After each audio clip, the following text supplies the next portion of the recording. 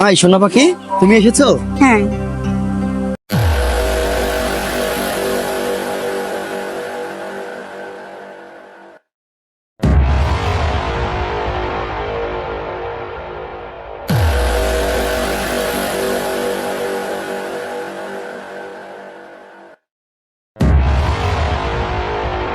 High সোনা পাখি, তুমি এসেছো? হ্যাঁ। কোকের ভেতরে নেশার ওষুধ আছে? আচ্ছা সোনা পাখি, এই যে কোকটা তোমার জন্য এনেছি। হ্যাঁ, এই কোকটা আমি অবশ্যই খাবো। আমি একটু আসতেছি, তুমি একটু দাঁড়াও। হ্যাঁ, আর কোকটা রাখো তোমার হাতে। আচ্ছা ঠিক আছে, আসো। যাবে কোথায়? তোমাকে তো আমার কাছে আসতেই হবে। একবার এই কোকটা তোমাকে খাওয়াই, তারপর তোমার জীবনের সর্বনাশ কি করে করতে হয় সেটা আমার ভালো করে জানা আছে। আপু, ওইটা কি ছিল? আর তুমি বা কে? আপু, আপনি আমাকে চিনবেন না, আমি আপনার জীবন বাঁচিয়েছি। জীবন বাঁচিয়েছো মানে? আসলে আপু, আপনার বয়ফ্রেন্ড হচ্ছে একটা প্লে বয়, আর আপনার বয়ফ্রেন্ড মেয়েদের সাথে নষ্টামি করে। তুমি এসব কি বলছো? প্লে বয় মানে?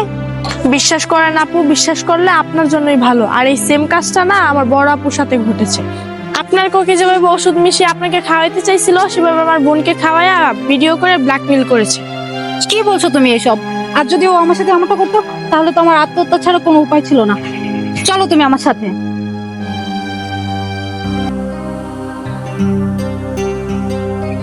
রাসেল, আমি এসে গেছি।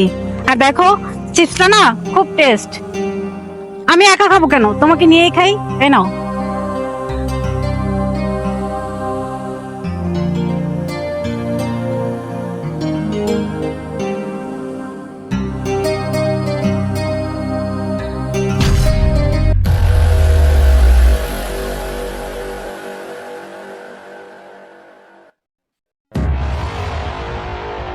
কি রে, তুই না আমার সর্বনাশ করতে চেয়েছিলি?